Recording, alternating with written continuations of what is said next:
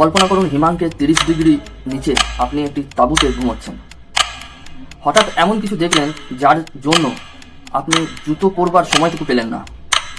নিজের জীবন বাঁচাতে খালি পায়ে পাতলা পোশাকে তাঁবু ছেড়ে বেরিয়ে ছুটলেন যমদূতের মতন ধেয়ে আসা এক অজানার হাত থেকে। কি ছিল সেটা? বাঘ, তুষার ধস, নাকি এমন কিছু যা এই পৃথিবীর নয়? সালটা 1959। রাশিয়ার উড়াল পর্বতমালা। 9 জন অভিজ্ঞ পর্বতারোহী নিখোঁজ হয়ে গেলেন। যখন তাদের খুঁজে পাওয়া গেল তখন উদ্ধারকারী দলের আত্মা কেঁপে উঠেছিল। তাঁবুটি ভিতর থেকে ছুরি দিয়ে ফালা ফালা করে কাটা ছিল, যেন চেন খোলবার মতন সময় তারা পায়নি।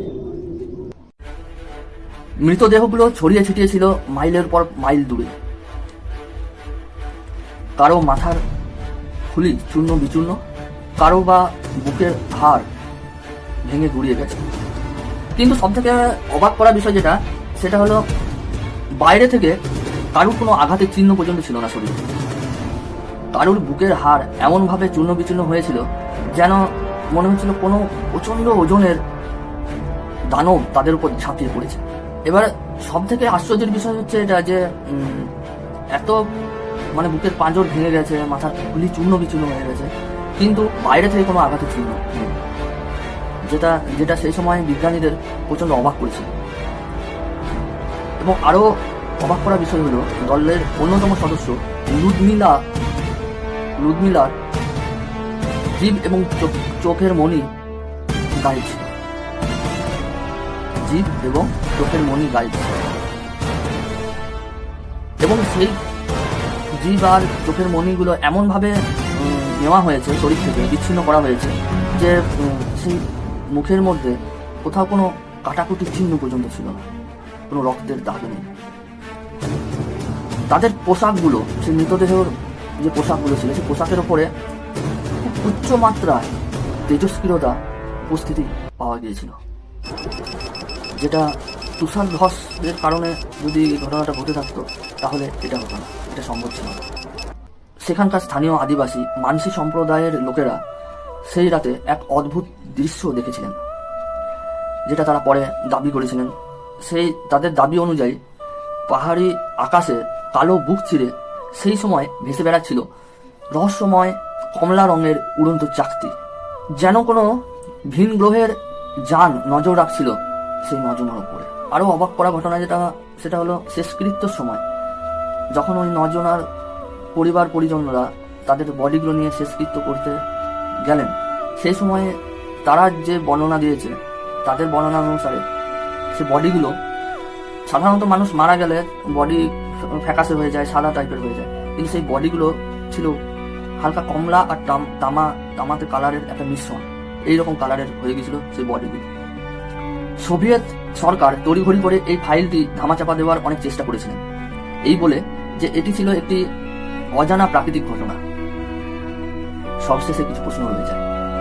বিজ্ঞান বলে তুষার ধস, কিন্তু তুষার ধস কি মানুষের জীব উপরে নিতে পারে, না চোখ উপরে নিতে পারে? আরো অবাক করা বিষয় হলো তুষার ধস বা অন্য কোনো কারণে পোশাকের উপর ওরকম তেজস্ক্রিয় উপাদানের উপস্থিতি কিভাবে সম্ভব?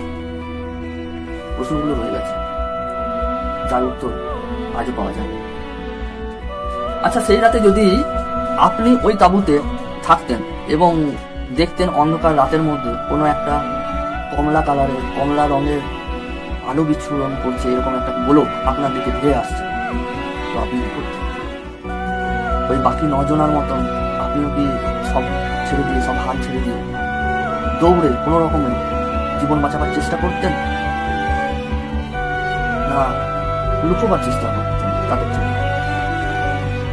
এবার ব্যাপার হচ্ছে, তারা কি সে চেষ্টা করেন?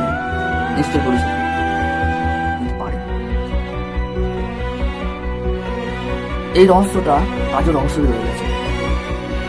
এই ভিডিওর শেষে আমি কিছু অরিজিনাল সেই ঘটনার ছবি, যা আমি তাদের রাশিয়ার একটা ফাইল আছে, সেই ফাইল থেকে আমি ডাউনলোড করেছি, তারা ওটা সারা বিশ্ববাসীর কাছে উন্মুক্ত করে দিয়েছে, তো সেখান থেকে ডাউনলোড করেছি, সেই ছবিগুলো এরপরে আমি দিয়ে রেখেছি, দেখে নেবেন। এসব দেখে শুনে আপনার কি মনে হয় কমেন্টে জানাবেন। এই 9 জন কি গোপন কোনো সরকারি পরীক্ষার শিকার হয়েছিল, নাকি তারা সত্যিকারের কোনো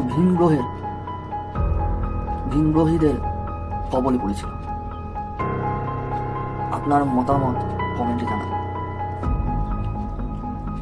ভিডিওটা শেষ পর্যন্ত দেখার জন্য অনেক ধন্যবাদ আপনাদেরকে। মতামত দিতে বলবেন না। আজ এই পর্যন্ত, ছবিগুলো দেখে নেবেন।